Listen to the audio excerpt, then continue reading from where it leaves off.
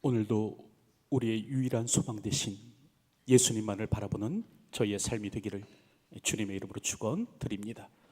우리 이 시간에 주변 분들하고 한번 서로 인사하겠습니다. 많은 분들이 또 고향을 찾아가셨고 또 고향을 찾아오신 것 같습니다. 우리 옆에 분들하고 서로 한번 인사 나누겠습니다. 행복한 명절 되십시오. 우리 주변 분들하고 서로 한번 인사 한번 나눠보시기 바랍니다.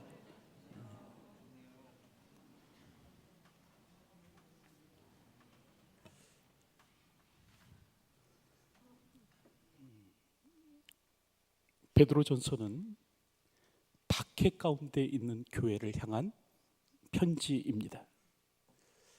아직 본격적인 박해는 일어나지 않았지만 그럼에도 불구하고 기독교인을 향한 이 무서운 박해가 예상될 때 소아시아에 흩어진 교회를 향한 편지인 것입니다. 베드로는요, 지금 네로의 박해가 임박한 상황에서 그의 희끗희끗한 이 백발을 날리면서 고난 앞에 갈대처럼 흔들리는 교회를 향해서 지금 격려와 위로의 편지를 보내고 있는 것입니다. 그러기에 이 베드로전서에는 고난에 관한 언급이 많습니다. 베드로는 그의 서신에서 순간순간 이 고난에 관한 메시지를 전하고 있는 것입니다. 그러기에 오늘 본문을 봐도 또다시 이제 고난의 문제가 재론되는데요, 이미 여러 차례 고난에 관한 이야기를 베드로가 했음에도 불구하고 또다시 이제 고난의 문제를 다루는 것입니다. 까닭은 당시 교회에 있어서 이 고난은 참 심각하고 중요한 문제였기 때문에 그런 것이고, 또한 주님을 발자취를 따르는 이 교회에게 있어서 고난은 필연이었기 때문에 그렇습니다. 그래서 오늘 본문을 보면 베드로는 이 땅을 외국인과 나그네처럼 살아가는 교회에 대해서 다시 이 고난에 관한 교훈을 쏟아내고 있는데요, 이때 지금 베드로는 무엇을 말씀하는가? 첫째로요, 불시험 당함을 이상히 여기지 말라라고 그렇게 말을 합니다. 여러분, 그게 오늘 우리가 읽은 본문 12절에 기록되어 있지 않습니까? 12절 보면 사랑하는 자들아, 너희를 연단하려고 오는 불시험을 이상한 일 당하는 것 같이 이상히 여기지 말고 라고 말씀합니다. 여기서 이제 불시험이라는 말이 나오는데요, 이 말은 사실 이제 용광로와 관련된 단어입니다. 그래서 이제 잠언 27장 21절을 보면 금을 재련하는 풀무라는 말이 나오는데, 이 풀무에 해당되는 히브리 단어를 헬라어 단어로 번역할 때 바로 이제 이 불시험이 되는 겁니다. 더불어서 이제 소돔과 고모라의 멸망, 또 종말론적 바벨론의 멸망에 대해서 이 동일한 단어가 사용되고 있습니다. 이렇듯 견디기 힘든 뜨거운 시험이 바로 불시험인데요, 주님을 쫓는 교회에는 이것이 있을 수 있다는 거예요. 그러므로 충격받거나 당황하지 말라는 것입니다. 사랑하는 성도님들, 누누이 말씀드리지만 주님을 따르는 교회에 있어서 고난은요, 여러분 필수입니다. 오늘 우리가 주님을 따르다 보면 고난받을 수 있다는 것이에요. 왜냐하면 오늘 우리는 낯선 자로 세상을 사는 사람들이기 때문에 그렇습니다. 세상이 볼 때 오늘 우리는 이상한 사람들이에요. 마치 외국인처럼 보이고 마치 나그네처럼 보이는 겁니다. 세상과 어깨동무하지 아니하고 세상과 같은 목적지를 향해서 달리지 않고 살아가는 것이 바로 교회, 오늘 우리들이기 때문에 그런 것입니다. 우리가 잘 알듯 오늘 우리가 예수님을 믿는 순간 우리에게는 성령께서 임하시죠. 그리고 그 성령으로 말미암아 오늘 우리는 거듭나게 되는 것입니다. 근데 이렇게 오늘 우리가 거듭나게 될 때 여러분, 썩어진 우리의 양심도 변화되게 돼요. 영혼만 거듭나는 것이 아니라 오늘 우리의 양심까지도요, 썩지 아니한 거듭난 심령으로 바뀌게 되는 겁니다. 이것에 대해서 베드로는 선한 양심이라는 말을 사용하고 있는데요, 예수 그리스도를 따라 거듭난 마음, 그 마음을 뭐라고 얘기하는가? 선한 양심이라고 이야기를 하고 있습니다. 오늘 우리가 바로 선한 양심의 사람들이라는 거예요. 그리고 이렇게 선한 양심, 이 거듭난 양심에 따라 세상을 살면 필연 찾아오게 되는 것이 무엇인가? 고난이다 라는 것이죠. 여러분, 세상에서 오늘 우리가 당하는 고난은 사실 오늘 우리의 믿음의 증표입니다. 다시 말하면 믿음이 없어서 오늘 우리가 고난 당하는 것이 아니고요. 여러분, 오늘 우리가 제대로 믿으니까 오늘 우리 삶과 고난이 찾아오더라는 거예요. 그리스도 안에서 거듭난 존재로서 선한 양심을 따라 살아가기에 고난이 우리를 찾아오더라. 의와 경건을 따라 살아가니까 고난받게 되더라라는 것이죠. 여러분들도 기억하시는지 모르겠지만 꽤 오래전 얘기지만 그 옛날에 그 왕따 공무원 문제가 있지 않았습니까? 이 사람이 그 사람들로부터, 이 민원인으로부터 이 촌지를 받지 않은 거예요. 법과 원칙에 따라서 잘 처리해 줄 테니까 걱정하지 마십시오. 이 촌지를 거절하더라는 겁니다. 그래서 주변에서 난리가 났습니다. 너만 그렇게 잘났냐? 너만 그렇게 깨끗하냐? 얼마나 잘났는지 한번 두고 보자, 이러더라는 거예요. 그리고 마침내 그 사람을 따돌리기 시작했다는 거죠. 여러분, 오늘 우리가 세상과 다르게 살면 미움을 받습니다. 하지만 세상과 같아지면 따돌리지 않아요. 오늘 우리가 세상과 어깨동무하며 살아갔다면 고난받을 일도 없는 것입니다. 하지만 교회는 선한 양심의 사람들입니다. 예수님께서 피 뿌려 구원하신 공동체예요. 그리스도로 말미암아 새롭게 빚어진 피조물입니다. 예수님 안에서 그 양심까지도 변화받은 선한 양심의 사람들이 오늘 우리들이라는 거예요. 그러므로 오늘 우리는 세상과 똑같이 살 수 없습니다. 얼마 전에 한 드라마를 보니까 그런 장면이 나오더라고요. 할아버지가 손녀를 불러다 놓고 당부를 하는 겁니다. 제발 아버지처럼 조선의 독립에 관여하지 말고 너는 단정히 시집을 가서 한 지아비의 그늘 아래서 꽃처럼 살아라. 그렇게 부탁을 하는 거예요.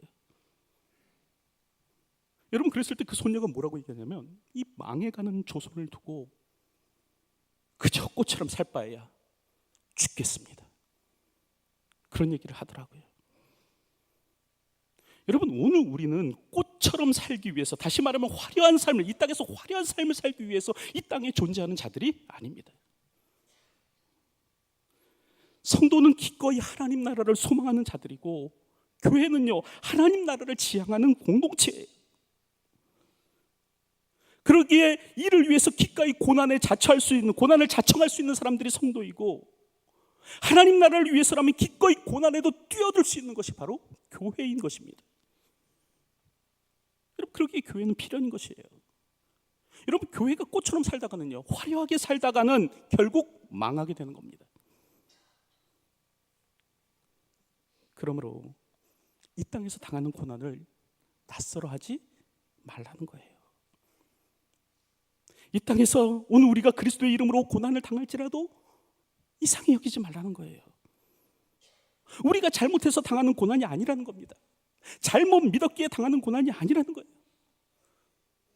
내가 잘 믿었으면 이런 고난을 당할 일이 없을 텐데, 내가 믿음이 부족해서 이런 고난을 당하는 것이야? 아니라는 거예요. 여러분, 고난을 부끄럽게 생각하지 않는 분들이 되시기 바랍니다. 오히려 예수 그리스도를 잘 믿었기 때문에 오늘 우리에게 고난이 찾아올 수 있는 거예요. 그러므로 오늘도 주님의 교회로서 주님의 고난에 기꺼이 동참할 줄 아는 분들이 되시기 바랍니다. 그럴 때 오늘 우리는 주님을 점점 닮아가게 될 것입니다. 그래서 오늘 보면 13절을 보면 뭐라고 말씀하냐면 즐거이 여기라고 말씀합니다. 오히려 너희가 그리스도의 고난에 참여하는 것으로 즐거이 여기라. 여러분, 오늘 우리가 믿음 때문에 고난을 당하면 점점 예수님을 닮게 되어 있습니다. 내가 믿음 때문에 고난을 당하면 십자가의 주님을 닮아 가는 것이, 내 안에 그리스도의 형상이 새겨지고 내 삶이 그리스도의 삶과 일치되는 역사가 나타나는 것입니다. 그러므로 믿음의 시련이 있을지라도 즐거워하시기 바랍니다. 오늘도 십자가를 지고 주님을 쫓는 삶을 기뻐하시기 바랍니다. 그럴 때 오늘 내가 주님을 닮아 갈 것입니다. 오늘도 주님의 이름으로 고난을 당하면 내가 예수님을 닮아갈 것이다, 닮게 된다라는 것을 기억하시기 하셨으면 합니다. 여러분, 둘째로 오늘 본문을 보면 이 고난과 관련해서 베드로는 무엇을 말씀하는가? 하나님의 영광은 고난당하는 교회 위에 머문다라는 겁니다. 그래서 14절 말씀을 보면 그렇게 기록하고 있죠. 너희가 그리스도의 이름으로 치욕을 당하면 복이 있는 자로다. 영광의 영 곧 하나님의 영이 너희 위에 계심이라. 여기서 베드로는요, 먼저 이 교회가 누릴 영광에 대해서 이야기를 하는데, 여러분, 무엇이 교회의 영광이냐? 그것은 영광의 영, 하나님의 영이 그 위에 머무는 것, 이게 바로 교회가 가진 영광이라는 거예요. 여러분, 교회의 영광은 재물에 있지 않습니다. 세상 권력에 있지 않아요. 간혹 보면 세상 권력 주위에 찝적대는 사람들이 있는데, 여러분, 교회의 영광은 세상의 주위나 건물이나 권력에 있는 것이 아니라 교회의 영광은 성령, 영광의 영, 하나님의 영이 그 위에 머물 때 바로 교회의 영광은 주어지는 것입니다. 한 번은 교황 이노센트 3세가 이 토마스 아퀴나스하고 대화를 나눌 때였다고 합니다. 그때 마침 이제 유럽 각국으로부터 막 모아진 헌금이 들어오는 거예요. 그걸 보고 교황이 자랑스럽게 얘기했다고 하죠. 사도 베드로께서는 은과 금은 내게 없다고 말씀하셨지만 이제 우리는 은과 금이 넘쳐나고 있어. 자랑하더라는 겁니다. 그랬을 때 토마스 아퀴나스가 다음과 같이 얘기했다고 해요. 은과 금은 우리에게 넘쳐나고 있지만 이제 안진뱅이를 일으켜 세우셨던 나사렛 예수의 권능은 우리에게서 사라졌습니다. 그렇게 얘기하더래요. 여러분, 교회가 세상의 은과 금을 자랑할 때 하나님의 영광은 떠나갑니다. 다시 말하지만 교회의 영광은 재물에 있는 것이 아니에요. 그렇다고 한다면 교회의 영광은 어디 있는가? 오늘 성경을 보니까 영광의 영, 하나님의 영의 내주에 있다라고 말씀합니다. 그러므로 오늘 우리가 마땅히 자랑할 것이 있다면 이것이 하나님의 영광이 충만한 임재, 이걸 오늘 우리가 자랑해야 돼요. 교회 안에 뭐 테니스장이 있고 농구장이 있고 수영장이 있고 이걸 자랑하는 것이 아니라 영광스러운 하나님의 영의 거룩한 임재가 충만한 것, 이걸 오늘 우리가 자랑할 수 있어야 된다는 것이에요. 우리가 알다시피 에스겔서 10장을 보면 하나님의 영광이 성전을 떠나갑니다. 예루살렘에 가득하였던 그 하나님의 영광이 사라져버리는 거예요. 까닭은 무엇인가? 하나님께서 더 이상 강도의 구렬과 같은 이 예루살렘 성전에 머무시지 못하겠는 겁니다. 그래서 하나님께서 친히 예루살렘 성전을 떠나가세요. 그 결과 하나님의 영광, 하나님의 쉐키나가 이동하는 일이 일어납니다. 그 후에 예루살렘 성전이 파괴되죠. 이스라엘 백성들이 포로로 끌려갑니다. 까닭은 바벨론의 마루둑이 여호와 하나님보다 더 강해서가 아니라 하나님의 영광이 떠나가자 거룩한 하나님의 도성이 이제 황무지가 되고 거름타가 되는 일이 일어났던 겁니다. 그런데 신약을 보면요, 이렇게 떠나셨던 하나님의 영광이 다시 나타납니다. 어디에서? 예수 그리스도 안에서. 그래서 요한은 기록하기를 말씀이 육신이 되어 우리 가운데 거하심에 우리가 그의 영광을 보니 아버지의 독생자의 영광이요 은혜와 진리가 충만하더라라고 말씀합니다. 바로 다시 말하면 예수님 안에서 드디어 다시 하나님의 영광이 나타났다는 거예요. 근데 이 예수님께서 십자가에 돌아가신 후에 부활하셔서 다시 하늘로 승천하십니다. 여러분, 그랬을 때 하나님의 영광은 어디로 가시는가? 오늘 성경을 보니까요, 그랬을 때 하나님의 영광은 헤롯이 손으로 지은 예루살렘 성전으로 다시 돌아가는 것이 아니라 진정한 하나님의 백성, 오늘도 하나님의 약속의 말씀을 붙들고 모진 박해와 고난을 견디고 있는, 끝까지 믿음을 지키기 위해서 고군분투하고 있는 이 주님의 교회 위에 하나님의 영광이 머무시더라라는 거예요. 그래서 오늘 본문을 보면 베드로 사도가 뭐라고 얘기합니까? 너희가 그리스도의 이름으로 치욕을 당하면 복 있는 자로다. 영광의 영 곧 하나님의 영이 너희 위에 계심이라. 그렇게 말씀하는 거예요. 하나님의 영광이 머무는 곳은 어디인가? 그리스도를 위한 고난에 동참하는 교회입니다. 모진 박해와 핍박이 있을지라도 그 믿음을 굳건히 지키기 위해서 고군분투하는 교회예요. 썩지 아니하고 쇠하지 아니하고 더럽지 아니하는 하나님 나라를 사모하는 교회이고, 그래서 마치 이 땅을 외국인과 나그네처럼 살아가는 교회 위에 하나님의 영광이 머무는 겁니다. 오늘도 그리스도 안에서 썩어진 양심을 내려놓고 심령의 새롭게 됨으로 변화를 받아서 선한 양심으로 이 땅을 살아가는 믿음의 공동체 위에 하나님의 영광이 임하는 것이에요. 거대한 대리석 집을 지어놓을 때가 아닙니다. 백향목 궁궐을 지어놓을 때가 아니에요. 은과 금으로 선전을 가득 채우면 하나님의 영광이 임하는 것이 아니에요. 찬란한 하나님의 영광은 당신의 이름으로 고난받는 백성 위에, 교회 위에 머무는 것입니다. 그러므로 오늘 우리가 영광의 하나님의 임재를 사모한다고 한다면 어떻게 되는가? 세상에 더 많은 재물, 세상에 더 많은 권력, 세상에 더 많은 사람, 세상에 더 많은 건물을 지향하는 것이 아니라 예수 그리스도의 이름으로 치욕을 받는 것을 복으로 여기는 삶을 살아갈 때 하나님의 영광이 오늘 우리 위에 머무는 것입니다.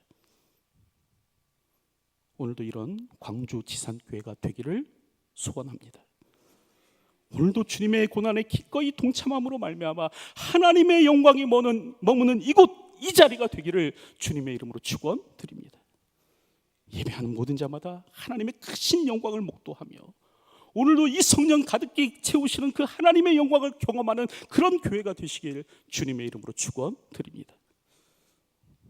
셋째로요, 오늘 본문을 보면 베드로는 고난 중에 있는 교회를 향해 뭐라고 얘기하는가? 고난 가운데서 더욱 미쁘신 하나님을 의뢰하라 라고 이야기합니다. 여러분, 그것이 이제 17절부터 19절에 기록되어 있는데요, 여러분 특별히 19절을 보면 그러므로 하나님의 뜻대로 고난받는 자들은 또 선을 행하는 가운데 그 영혼을 미쁘신 창조주께 의탁할지어다 라고 말씀합니다. 특별히 성경을 보면 성경은 성도들을 어떤 사람으로 얘기하는가? 끝을 아는 사람으로 그렇게 말씀합니다. 여러분, 세상의 사람들은요, 이 땅의 사람들은 그 끝이 어떻게 될지를 알지 못해요. 하지만 성도들은 어떤 사람인가? 끝을 아는 자들이라는 거예요. 우리의 운명이 어떻게 될지, 세상이 어떻게 끝날지를 아는 사람들이 우리들이라는 거예요. 그리고 그것에 대해서 성경은 다음과 같이 기록하고 있죠. 계시록 22장 5절 말씀을 보면 다시 밤이 없겠고 등불과 햇볕이 쓸 데가 없으니 이는 주 하나님이 그들에게 빛이심이라. 이제 하나님의 영광이 다시 한번 이 성도들 가운데 임하게 될 때 밤이 없어지고요, 등불과 햇빛이 쓸모없어지는 일이 일어날 거라는 거예요. 이렇게 하나님의 영광이 임할 때, 이렇게 하나님의 영광이 교회 위에 임하고 결국 어떻게 되는가? 그들이 세세토록 왕노릇하리라 라고 오늘 성경은 말씀하는 것입니다. 여러분, 이는 우리의 승리를 말씀해 주는 것입니다. 다시 말하면 교회가 마침내 승리하고 왕노릇할 일이 일어날 것이다 라고 성경은 말씀해 주는 것입니다. 비록 오늘 우리의 삶 가운데 고난이 있지만 오늘 우리가 이 고난을 뚫고 통과한다고 한다면 이제 교회는 예수 그리스도의 영광에 동참하며 주님과 함께 왕노릇하는 일이 일어날 것이다 라고 오늘 성경은 우리에게 말씀하시는 것입니다. 여러분, 교회가 승리자가 될 것입니다. 하나님은요, 오늘 우리로 이기게 하실 것입니다. 그러기에 오늘 우리는 이 끝을 알기에 오늘 우리는 고난 앞에서도 낭망치 않을 수 있는 거예요. 최후의 심판과 그때의 승리를 오늘 우리가 알기에 이 고난이 와도요, 오늘 우리는요 담대할 수 있는 겁니다. 우리는 그런 것을 다니엘서 3장의 말씀을 통해서도 보게 되지 않습니까? 여러분, 다니엘서 3장을 보면 사드락과 메삭과 아벳느고가 이 풀무불 앞에 서죠. 여기서 나오는 이 풀무라는 단어와 불시험이라는 단어가 똑같은 단어입니다. 그럼에도 불구하고 이들이 두려워하지 않아요. 아니, 오히려 뭐라고 얘기하는가? 그렇게 아니하실지라도 라고 이야기합니다. 이 고난의 풀무불이 앞에 있을지라도, 내가 고난의 풀무 속에 들어간다고 할지라도 난 괜찮다라는 거예요. 여러분, 이렇듯 성도는 고난 앞에서도 당당한 사람들입니다. 왜요? 하나님의 구원을 믿기에, 우리를 승리케 하시는 하나님이 있음을 알기에. 여러분, 전능하신 하나님께서 반드시 우리를 향한 소망을 이루어 가실 겁니다. 믿으신 하나님께서는 오늘 우리로 반드시 승리케 하여 주실 것이고, 신실하신 하나님께서는 오늘 우리를 마침내 영광스러운 그리스도의 신부로 삼아 주실 것입니다. 오늘 우리가 믿음을 지키고 이 땅을 살아간다면 썩지 아니하고 쇠하지 아니하는 하나님 나라의 영광을 오늘 우리 가운데 허락하여 주실 것이에요. 그러므로 오늘 우리는 고난 앞에서 위축될 필요가 없는 것이죠. 장영희 교수님이라는 분이 계시는데요, 이분은 태어난 지 이제 1년 만에 그 소아마비에 걸리셨습니다. 그래서 이제 평생 두 다리를 잘 쓰지 못하셨어요. 그러다 보니까 막 수많은 차별이 다가오더라는 거예요. 단지 제대로 걷지 못한다는 이유로 비정상인 취급을 하더라는 거예요. 그럼에도 불구하고까지 소망을 포기하지 않고 열심히 노력하셔서 이제 또 대학 교수로서 살아가셨는데, 여러분, 2001년도에 그만 또 유방암이 발생합니다. 그래서 3번의 수술을 받게 돼요. 그리고 나서 또 2004년도에는요 척추에 암이 발생하는 거예요. 그래서 또 수술을 받게 됩니다. 그리고 2008년이 되니까 또 다시 간암까지 생겨갖고 또 치료를 받게 되는 거예요. 그러니까 이렇듯 평생 그의 삶에 고난이 끊기지 않았더라라는 거예요. 그럼에도 불구하고 신실한 신앙이었던 이 교수님은요, 여러분, 절망하지 않습니다. 오히려 자신을 걱정하는 사람들을 향해서 뭐라고 말씀하시는가? 이렇게 말씀하셨어요. 나는 하나님께서 다시 일어서는 법을 가르치기 위해 나를 넘어뜨리셨다고 믿습니다. 그런 얘기를 하는 거예요. 나로 하여금 다시 일어서는 법을 가르치기 위해서 하나님께서 나에게 고난을 허락하셨다는 거예요. 고난을 통해서 비로소 나는 넘어졌다가 일어서는 법을 배울 수 있었습니다. 여러분, 그렇게 말하는 거예요. 여러분, 오늘 우리는 언제 넘어져도 다시 일어설 수 있는 사람입니다. 왜 그렇습니까? 오늘 우리에게는 넘어진 오늘 우리를, 쓰러진 오늘 우리를 다시 일으켜 세워주시는 하나님이 계시기 때문에 그렇습니다. 그리고 또한 오늘 우리는 그 끝을 아는 존재이기 때문에 그래요. 영광스러운 교회로 마침내 오늘 우리가 승리할 것임을 알기에 오늘 우리는요 넘어져도 오뚜기처럼 다시 일어설 수 있는 것입니다. 오늘도 전능하신 하나님의 손을 붙들고 다시 일어서시는 분들이 되시기 바랍니다. 오늘도 우리의 구원자가 되시는 예수 그리스도의 손을 붙들고 다시 일어서십시오. 마침내 우리에게 승리를 주시는 그 하나님의 손을 붙들고 여러분 다시 일어서십시오. 그리고 이를 위해서 더욱더 자신을 하나님 앞에 의탁하시는 분들이 되시기 바랍니다. 고난 앞에 넘어지지 말고 최후 승리를 주시는 하나님을 기억하며 더욱더 그 하나님을 의뢰함으로 이 땅을 살아가시는 분들이 되시기 바랍니다. 물론 고난은 아픔이에요. 하지만 그것이 오늘 우리가 다시 일어서지 못할 이유는 되지 못하는 것입니다. 이기는 자와 끝까지 내 일을 지키는 그에게 만국을 다스리는 권세를 주리니 성경은 말씀하십니다. 오늘도 미쁘신 창조주 하나님께 자신을 맡기고 오늘도 그분의 손을 의지하여 다시 일어설 수 있는 저와 여러분들이 되었으면 합니다. 이제 말씀을 맺으려고 하는데요, 여러분, 오늘 우리가 살펴봤듯이 이 베드로 전서는 고난받는 성도들을 위한 편지입니다. 그렇기 때문에 고난에 관한 여러 많은 메시지들이 있어요. 특별히 오늘 본문에서도 베드로는 다시 고난에 관해서 재론하는데, 여러분 이때 무엇을 얘기하는가? 첫째로요, 불시험 당하는 것을 이상하게 여기지 말라는 거예요. 오히려 그런 시험이 오늘 우리의 믿음의 증거일 수 있다는 거예요. 둘째로요, 하나님의 영광은 고난받는 교회 위에 머무신다는 겁니다. 대리석 교회가 아니라 고난받는 교회 위에 머무신다는 거예요. 그러므로 주를 위한 고난을 피하지 말라. 셋째로요, 고난 중에 있을지라도 하나님을 의탁하라는 겁니다. 최후 승리자는 우리라는 거예요. 넘어졌을지라도 하나님의 손을 붙들고 다시 일어서라는 겁니다. 오늘도 이러한 삶을 살아갈 수 있는 저와 여러분들이 되었으면 합니다. 고난의 풀무가 있을지라도 주님 안에서 넉넉히 이기는 교회로서 이 땅을 살아가시는 저와 여러분의 삶이 되시길 주님의 이름으로 축원드립니다. 기도하겠습니다.